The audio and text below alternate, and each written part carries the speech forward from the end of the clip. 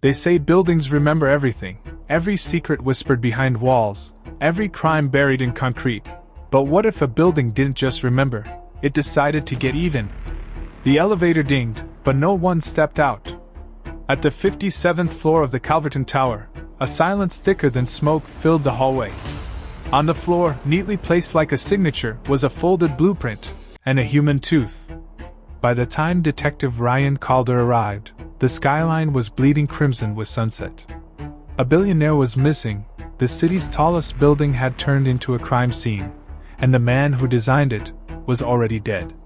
Detective Ryan Calder, sharp-eyed, a former structural engineer turned homicide investigator, is called to investigate the disappearance of Gregory Voss, CEO of a billion-dollar construction firm.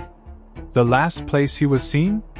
The private elevator of Calverton Tower, a 110-story monument Voss built himself.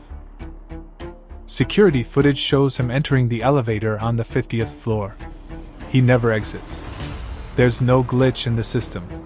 No cuts in the footage. He simply vanishes. Inside the elevator, investigators find no signs of struggle. No blood. Nothing except a folded blueprint for the 57th floor, which shouldn't exist. The building officially skips from 56 to 58. Ryan digs through architectural records. The blueprints for Calverton Tower are airtight. No mention of a 57th floor. Yet the elevator clearly stops there, at least, according to a glitch Ryan discovers in the maintenance logs.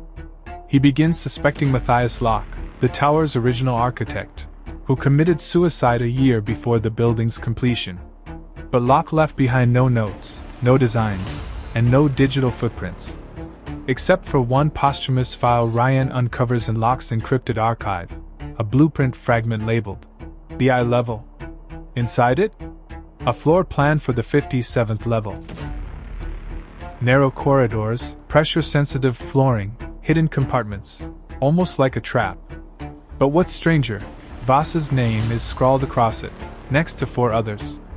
A week later, one of those 4 names, Layla Trent, a city planner tied to Calverton's zoning permits, is found dead in her apartment, eyes missing, bloodless, and a miniature model of the tower embedded in her mouth. No fingerprints. No forced entry. The lock was untouched. Ryan realizes that this isn't just murder.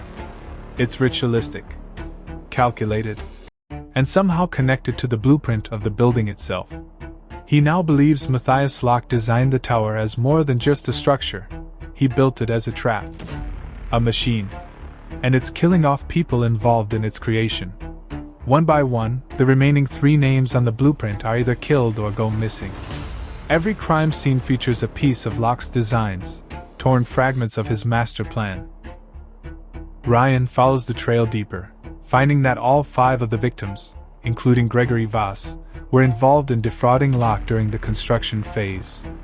They cut corners, restructured his design, and claimed credit for innovations he created. When he discovered the betrayal, they pushed him out. Publicly humiliated, Locke jumped from the very tower he designed, from the non-existent 57th floor. Only now Ryan thinks, maybe he didn't. Ryan returns to Calverton Tower with a construction badge and an infrared scanner. He times the elevator ride precisely and forces it to stop between 56 and 58, manually opening the doors. There, behind a steel facade, is floor 57. Unmarked. Forgotten. Cold. He enters. What he finds is terrifying. A perfectly preserved surveillance room. Monitors. Control panels. And evidence that Locke had been living here during the tower's early months. The room is filled with recorded footage of all 5 victims, and a live feed. The 6th screen shows Ryan himself, standing in the room. Suddenly, a voice from the shadows. "You looked in places you shouldn't have." It's Elliot Voss, Gregory's estranged son, a tech genius, Locke's only protege. He idolized Locke, believed the world robbed him of his legacy. Elliot faked Locke's suicide, helped hide him in the building's ghost floor. And after Locke died from cancer months later, Elliot carried out the revenge plan. He didn't want justice.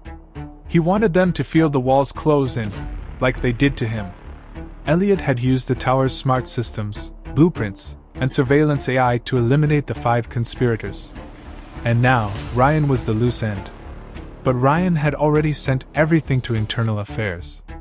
He wasn't here to arrest Elliot. He was here to stall him. As Elliot rushes to escape, Ryan triggers a fire protocol. The floor seals shut. The smart system's lock design turn inward. The floor begins heating. Locking. Ryan barely escapes through the shaft he pried open earlier. Elliot is caught in the machine he helped perfect. The building consumes its final secret. The media reports Gregory Vasa's body was discovered sealed within a wall on the ghost floor. The Calverton Tower is shut down. The building's ghost floor is dismantled. Ryan watches from a distance as demolition begins. The skyline will never look the same. He walks away, a final thought ringing in his mind. Buildings don't kill people. But the people who build them, sometimes do. What do you think Locke's final blueprint really meant? Could there be more than one ghost floor? Comment below. Someone might know more than they should.